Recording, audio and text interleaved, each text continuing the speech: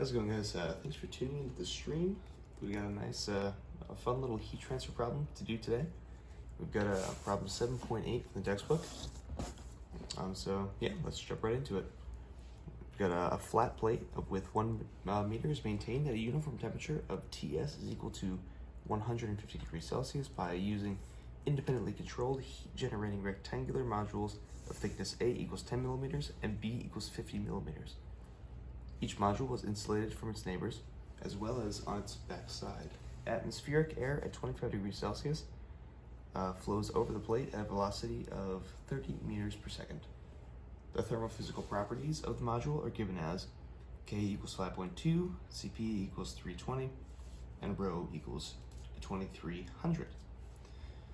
So part A asks us to find the required power generation, Q dot, in the units watts per meter cubed. Keep in mind the unit that are asked for, a little unusual. In a module at a distance 700 millimeters from the leading edge. So again, we have our diagram here. We have air flowing externally over a flat plate. That should give you a clue as to what equations we'll be interested in using. And yeah, let's get into it. So I did cheat a little bit here. I went ahead and found our properties of air at 25 degrees Celsius, just to save us a little time. And we know that we want Q dot, so where do we go from here? I like to work forward, see what we're missing, and then kind of figure out where to work from there and draw the path, right? So we want Q dot.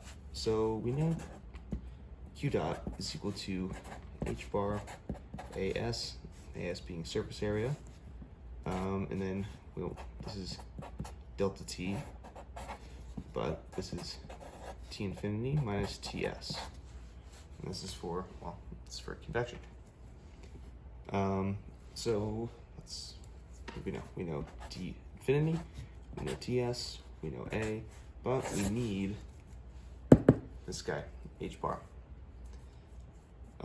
So how do we figure it out? Well, we want to know Q dot at the point of the module. So let's go and find REL, right?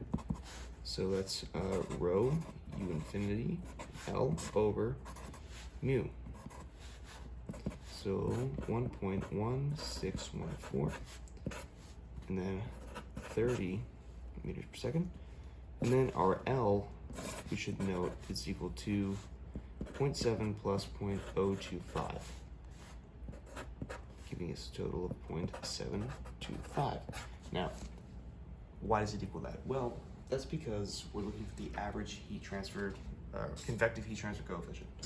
And since we're looking for the average of that, we want to go to the average distance of the module, which is right in the center. So if we go from this left edge, we're not going to go up to the first edge of the module. We're not going to go to the end. We're going to go to the middle, and that's 700 meters, which goes up to the first edge plus half of this B distance, which is the width of the module. That's 25 millimeters, so that's 0.725 meters. So density, velocity, 0.725 meters over our viscosity of 1.846 times 10 to the negative, 5, not 6. And this gives us a total of 1.386 times 10 to the 6th, which of course is greater than 500,000, which implies turbulent flow. Now, it might be your natural inclination to come over to the equation sheet. Find it. Yes, go over to the equation sheet and immediately go to the flat plate turbulent flow chart and say, oh, I'm going to use one of these. But it's not time to do that yet. We will need to do that, but it's too early, because if we do that now, we're assuming that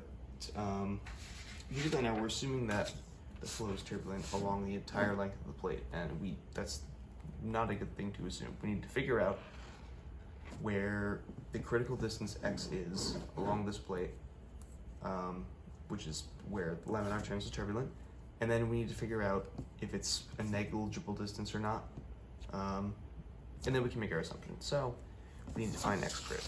So we know x critical is going to occur at the critical Reynolds number, and we know that RE crit is equal to 500,000.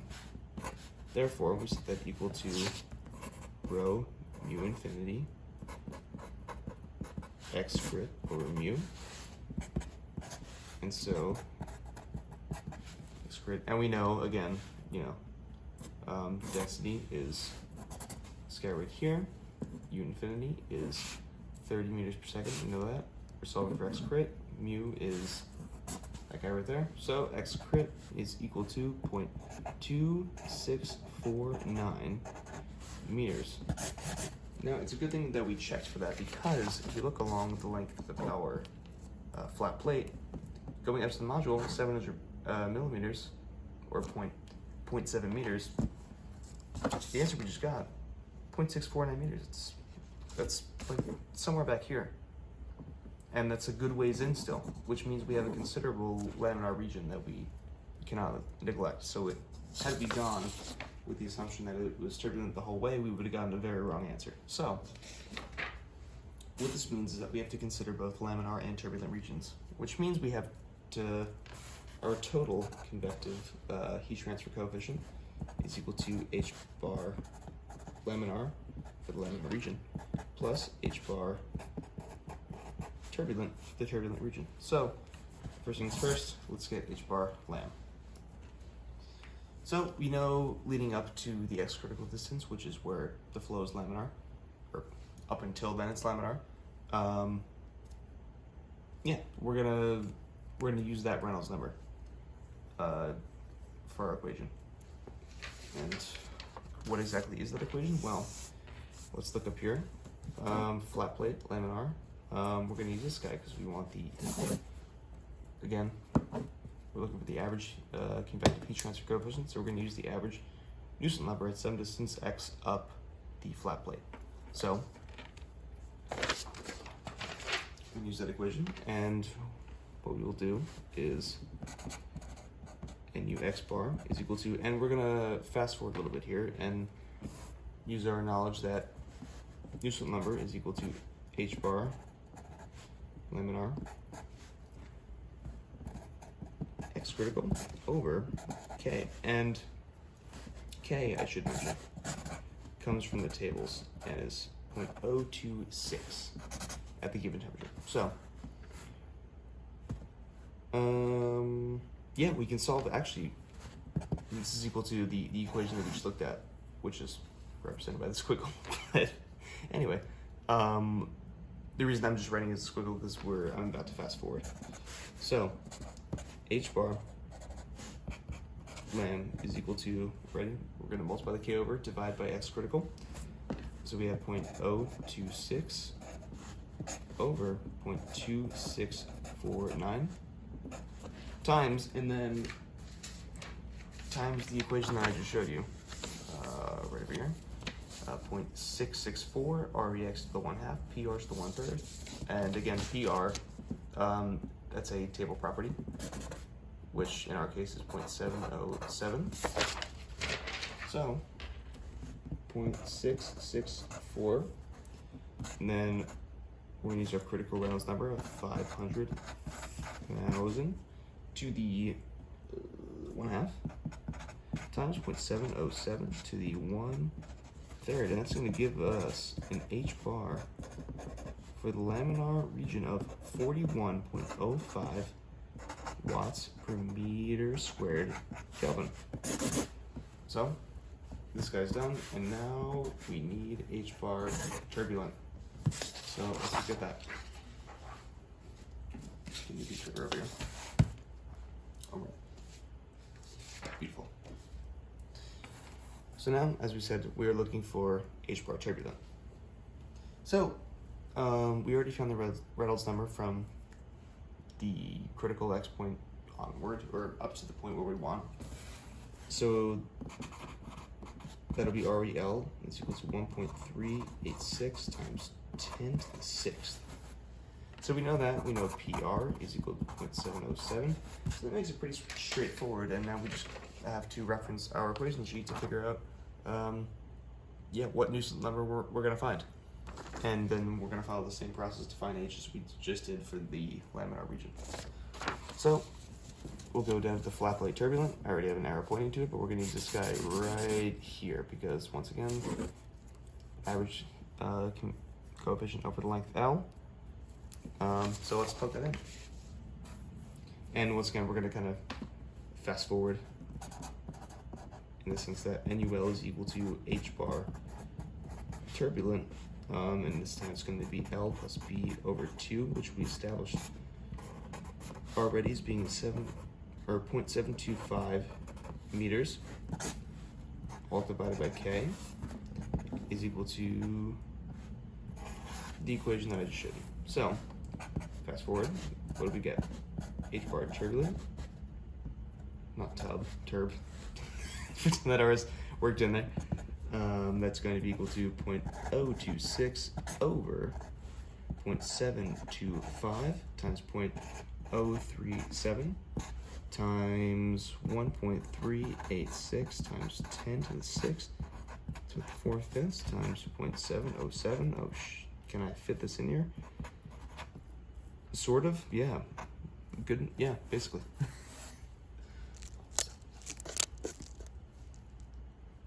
Good. Sorry, I had a little bit of camera trouble there, but I think we're good now. But anyway, yeah. So that's gonna go there, and then those grades we have extra space, but that's going to leave us with an H bar turbulent of 96.8 watts per meter squared Kelvin. So now, once again, if we refer back to our H bar equation, H bar is equal to H bar laminar plus H bar turbulent. We end up getting this. Our total H bar is equal to 137.9 watts per meter squared Kelvin. I just did that in my head, and I'm proud of it. So if we refer back to our Q dot equation, Q dot is equal to H bar AS times T infinity minus TS. Once again, we have boom, boom, boom, and we have to remember, well, actually we have this also, but we have to remember the units that we wanted this guy in. We wanted watts per meter cubed. So what are watts per meter cubed? That's volume, right? So if Q is by default in watts, we want it per meter cubed, so Q dot is equal to H bar over AS over volume, T infinity minus TS. But we can simplify this. So what happens to this? A is equal to meter squared, volume is equal to meter cubed, so that equals to 1 over meter, right?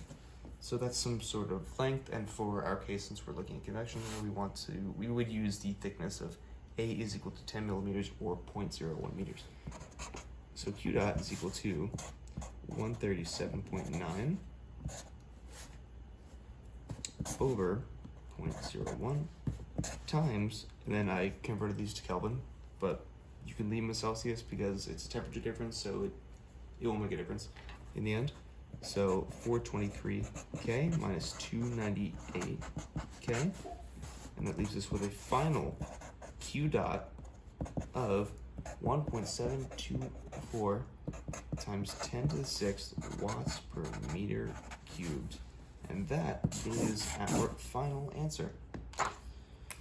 So, unfortunately, it is time for me to tune out of the stream. I appreciate all of our loyal subscribers and donators.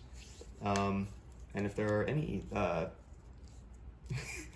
generous and fantastic heat transfer professors who are looking to donate some points, it is always greatly appreciated by our organization. So, I thank you guys, and have a great night.